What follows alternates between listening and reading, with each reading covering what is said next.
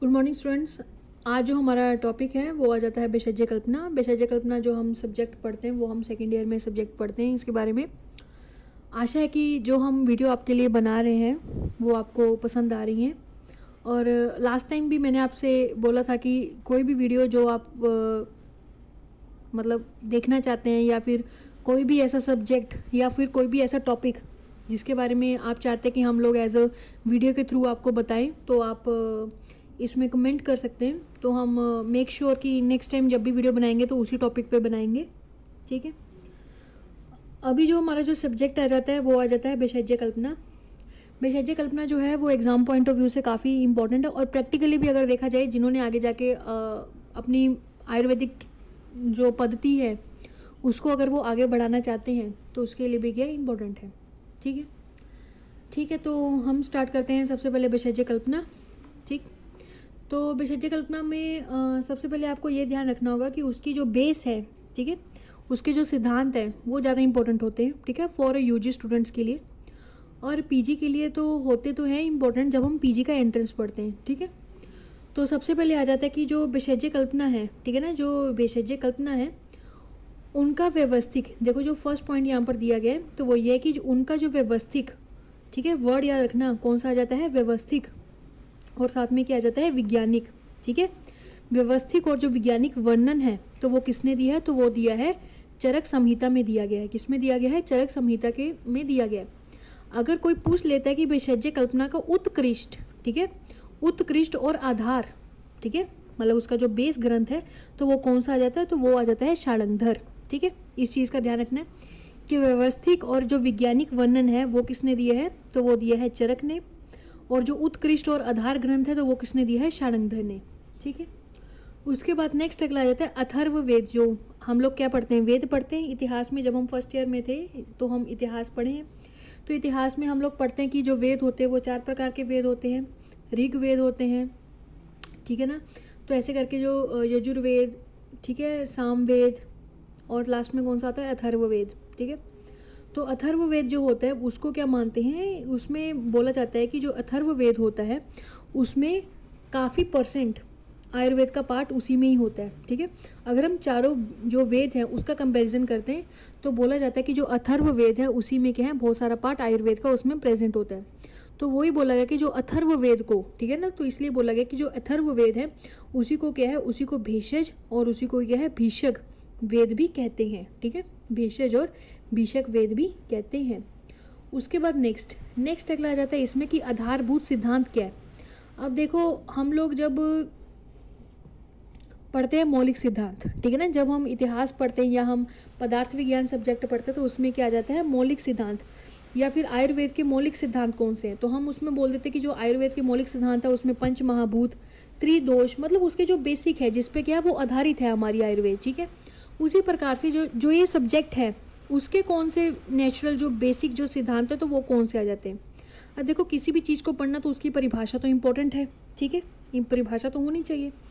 उसके बाद नेक्स्ट अगला आ जाता है मान का मतलब होता है मेजरमेंट। अब हम जो भेषज कल्पना उसमें क्या है, हम लोग पढ़ते हैं कि जो मेडिसिन कैसे बनानी है या फिर कितनी अमाउंट में बनानी है। ठीक है, तो वो जो होता है वो किससे हम डिनोमिनेट करेंगे, तो वो मान से करेंगे, क्योंकि मान क्या है इसमें, इसलिए इसको सिद्धांत माना गया। नेक्स्ट अगला आता है पंचविध कषाय कल्पना। एक्चुअली जो पंचविध कषाय कल्पना होती है वो क्या होती है, बेस होती हैं। क्या होती हैं, बेस होती हैं। बेस इन द सेंस कि जो भी सारी आगे, जैसे कि जो पंचविध कषाय कल्पना है उसमें आता है स्वरस, कल्क, क्वाथ, हिम, फांट। ठीक है, तो यही क्या है, तो उन्होंने बोला कि मेन यही है, इन्हीं से आगे जो ड्राइव्ड होंगी, ठीक है, या फिर आगे जाके कुछ संशोधन होगा तो उससे जाके आगे वो कल्पनाएं बनेगी। जैसे एग्जाम्पल के लिए हम लोग चूरन कल्पना है, तो चूरन जो कल्पना है या वटी कल्पना है, चूरन कल्पना हम लेते हैं तो चूरन जो कल्पना है वो क्या है, वो तो इसमें आती नहीं है पंचविध कषाय कल्पना में, लेकिन इसको किसके अंतर्गत लिया गया, तो उसको कल्क के अंतर्गत लिया गया। तो कल्क को अगर हम क्या है अच्छे से मर्दित करते जाएंगे, ठीक है, वो मर्दित अगर हम करेंगे तो वो क्या हो जाएगा, उसमें शुष्कता आ जाएगी, तो उसके बाद उसका हम पाउडर बना लेंगे तो क्या हो जाएगी, चूरन कल्पना में आ जाएगा। ठीक है, उसके बाद जो नेक्स्ट अगला आ जाता है तो नेक्स्ट आ जाता है रस गुण वीर्य विपाक। देखो अगर कोई भी औषधि होगी उसका हमें रस गुण वीर्य विपाक तो चाहिए ही चाहिए। ठीक है, तो उसको इसलिए इन्होंने बेस मान लिया। और नेक्स्ट अगला आता है अनुक्त और विशेषोक्त। ठीक है, विशेषोक्त, उन्होंने बोला अनुक्त वो वाली होती है जिसके बारे में क्या कभी किसी ने कुछ एक्सप्लेनेशन नहीं दिया है, क्योंकि हम लोग जो मेडिसिन बनाते हैं उसमें क्या हम लोग कभी भी ये नहीं बोल सकते कि हाँ कि मेडिसिन जो है जितनी होनी थी वो बन चुकी है। उसकी क्या उसकी हम बहुत सारी कल्पनाएं कर सकते हैं, ठीक है। कुछ ऐसी मेडिसिन भी आजकल जो हो रहा है, रिसर्चेज हो रही हैं, तो वैसी मेडिसिन पे हो रही हैं कि हाँ भाई कि हम क्या है, क्योंकि हर किसी के रस गुण वीर्य विपाक प्रभाव हर चीज़ क्या अलग अलग है, ठीक है। तो वही उन्होंने बोल दिया कि उस चीज़ के बारे में नॉलेज मिलना या फिर हम अलग से कुछ मेडिसिन के बारे में निकाल रहे हैं, तो वो जितना भी सारे वो क्या इन्होंने क्या इसके मुख्य रूप से 5 सिद्धांत बता दिए गए हैं, ठीक है। उसके बाद अंतर, जी अंतर इंपॉर्टेंट है, ये पढ़ने बहुत ज़रूरी है, ठीक है।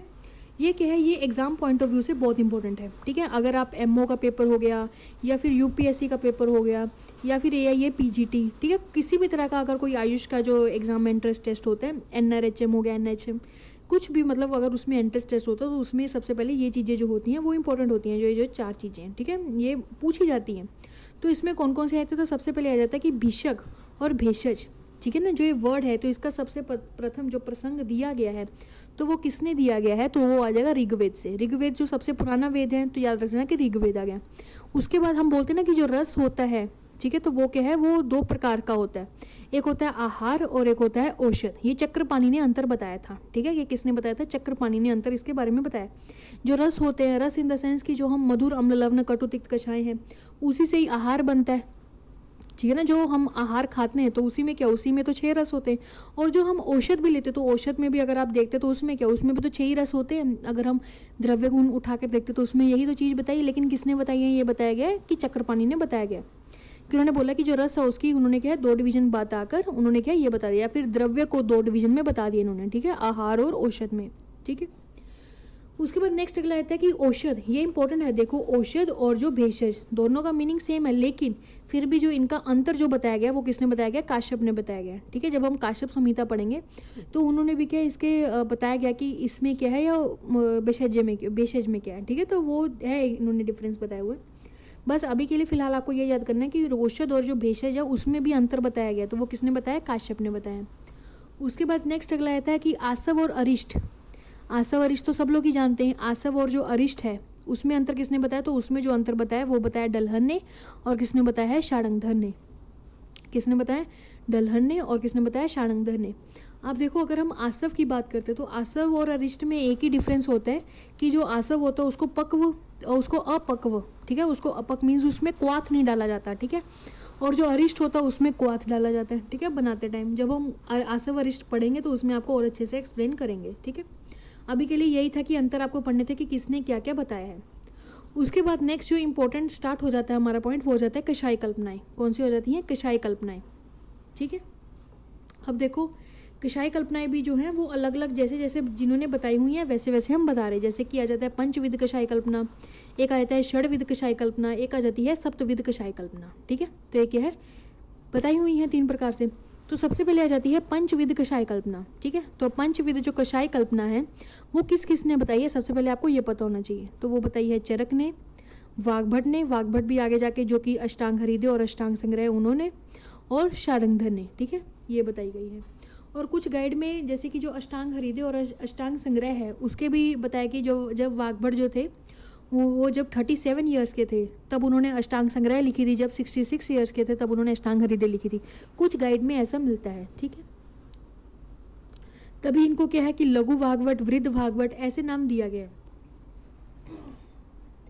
उसके बाद नेक्स्ट अगला आता है षडविध। षडविध में क्या 1 प्लस कर देते हैं तो वो क्या हो जाता है श्रुश्रुत का। सप्तविध किसने मानी है, तो वो मानी है काश्यप ने। किसने मानी है, तो वो आ जाती है काश्यप ने बताई है। अब हम बात करते हैं पंचविध कषाय कल्पना की, ठीक है। तो पंचविध जो कषाय कल्पना है उसमें सबसे पहले हम बात करते हैं शार्ंगधर की। शार्ंगधर क्यों माना गया, क्योंकि ये क्या है, ये क्या है, ये आधार है, ये उत्कृष्ट है, ठीक है ना। क्योंकि जो हम विशेष कल्पना पढ़ते तो उसमें शार्ंगधर जो संहिता उसको काफ़ी अच्छा मतलब उसी को काफ़ी फॉलो किया जाता है, ठीक है। तो इसलिए हमने सबसे पहले किसको लिया, तो शार्ंगधर को लिया, ठीक है। तो शार्ंगधर में कहा कि मध्यम खंड 1 में, ठीक है ना, मध्यम खंड 1 में इसके बारे में वर्णन किया गया है। तो इसमें देखो क्या नाम आते हैं, तो स्वरस, कल्क, ठीक है, क्वाथ, हिम और फांट। देखो इसको हमेशा क्या सीरियल ऑर्डर में ही याद करना होता है, ठीक है। और इसमें एक पॉइंट याद रखना वो होता है कि यथा पूर्वम बल अधिक्यम, ठीक है। क्या आ जाता है, यथा पूर्वम बल अधिक्यम, मतलब कि जैसे जैसे हम क्या आगे की तरफ बढ़ेंगे वैसे वैसे क्या होता है कि बल उनका क्या है, बलवान होता रहता है। क्या होता है, बलवान होता रहता है। उसके बाद नेक्स्ट आप देखो कि इसमें ये होगा कि जो क्वाथ है, क्वाथ से ज़्यादा बलवान क्या होगा, हिम होगा। तो हिम से ज़्यादा बलवान क्या होगा, सॉरी फांट है, फांट से ज़्यादा बलवान हिम है, तो हिम से ज़्यादा बलवान क्वाथ है, तो क्वाथ से ज़्यादा बलवान कल्क है, तो कल्क से ज़्यादा बलवान क्या है, रस स्वरस है। तो ये क्या है कि जो स्वरस है उसको क्या है, सबसे ज़्यादा क्या है, बलवान। बलवान मीन्स क्या, इसमें गुरुत्व जो होती है वो सबसे अधिक क्या है, पाई जाती है। उसके बाद नेक्स्ट अगला आ जाता है चरक सूत्र, ठीक है ना। तो चरक की अगर हिसाब से बात करें तो चरक सूत्र 4 में इसके बारे में एक्सप्लेनेशन मिलती है, जो कि महाकषाय वाला चैप्टर है। तो उसमें क्या आ जाता है, उसमें भी स्वरस आ जाता है, कल्क आ जाता है। उसमें क्या है, क्वाथ की जगह पर क्या वर्ड आता है, श्रुत वर्ड यूज होता है, और हिम और फांट। इसमें भी क्या बोला गया कि यथा पूर्वम बल अधिक्यम, मतलब जैसे जैसे हम आगे जाएंगे वैसे वैसे क्या इनका बल क्या अधिक होता जाएगा। उसके बाद नेक्स्ट लेता है अष्टांग संग्रह। तो कल्प स्थान आ जाएगा 8। तो इसमें क्या बोलते हैं कि स्वरस की जगह इन्होंने बोल दिया निर्यास होता है, कल्क होता है, क्वाथ की जगह निर्यु बोल दिया है, उसके बाद हिम बोला गया है, उसके बाद फांट। इन्होंने भी क्या बोल दिया कि यथा पूर्वम बल अधिक्यम, ठीक है। उसी प्रकार से जो अष्टांग हृदय है उन्होंने क्या है, कल्प स्थान 6 में क्या इसके बारे में वर्णन किया गया है। तो उसमें बताया गया है कि रस, ठीक है, उसके बाद कल्क, श्रुत, हिम और क्या आ जाता है, फांट, ठीक है। तो वो भी क्या इन्होंने बताए गए हैं। इसमें भी बोला गया कि यथा पूर्वम बल अधिक्यम, ठीक है। उसके बाद नेक्स्ट अगला आ जाता है हमारे पास षड्विध कल्पना, ठीक है। ये था पंचविध, अब आया था षड्विध। तो षड्विध किसने मानी थी, तो हमने बोला था सुश्रुत ने। तो सुश्रुत ने कहा मानी, तो सूत्र 44 में, किसमें, 44 में। तो इसमें क्या क्या बताया गया, तो इसमें बोला गया कि शीर, ठीक है, शीर को सबसे आगे लिखना है। उन्होंने सोरस की जगह क्या बोल दिया, रस बोल दिया है। उसके बाद कल्क आ जाएगा, श्रुत आ जाएगा, वही क्वाथ और हिम और फांट। इसमें वर्ड देखना क्या बोला, इन्होंने बोला कि यथोत्तर क्या बोला, लघु। इन्होंने क्या पूर्व अधिक ना बोलकर, बल अधिक ना बोलकर इन्होंने क्या बोल दिया, उत्तरोत्तर। मीन्स क्या आ जाएगा, अगर हम नीचे की तरफ आएंगे तो वो क्या होगा, सबसे लघु होगा। मीन्स फांट, वैसे ही हम बोल रहे हैं कि फांट जो है वो सबसे लघु है।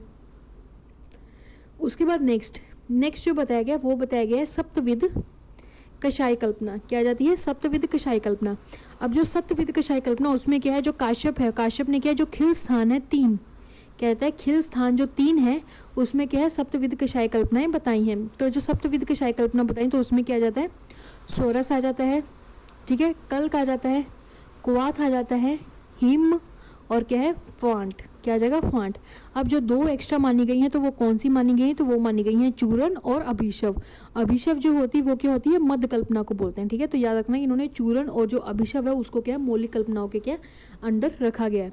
और इसमें क्या है, तरतम मीन्स क्या है, इसमें ये नहीं बताया गया कि सोरस सबसे ज़्यादा बलवान है, या फिर ये नहीं बताया गया कि जो फांट है वो सबसे ज़्यादा लघु है, कुछ नहीं बताया गया। इन्होंने बस कुछ नहीं बोला, इन्होंने बोला कि बस 7 होती हैं, ठीक है। इस चीज़ का ध्यान रखना है। तो याद रखना है कि सभी के आपको क्या याद करने हैं, तो सभी के आपको पहले तो नाम याद होने चाहिए कि श्रुत किसने वर्ड किया है, निरु किसने वर्ड लिया है, ठीक है, कौन सा किसने बलवान माना है और कौन सा, देखो सभी ने क्या है, यथा पूर्वम बल अधिक्यम ही माना है, लेकिन सिर्फ सुश्रुत ही हैं जिन्होंने क्या माना है कि ये नहीं है वो है। मीन्स क्या, उत्तरोत्तर उन्होंने लघु बोल दिया गया है, ठीक है।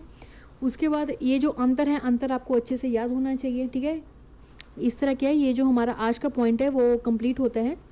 आप लोगों से यही है कि आपको कुछ भी अगर पॉइंट समझना है या आप कोई भी लेक्चर्स जो चाहते हैं कि हम एक पॉइंट को लेके समझाएं तो आप यहाँ पर कमेंट करें, आपको करवाया जाएगा, ठीक है। Thank you so much.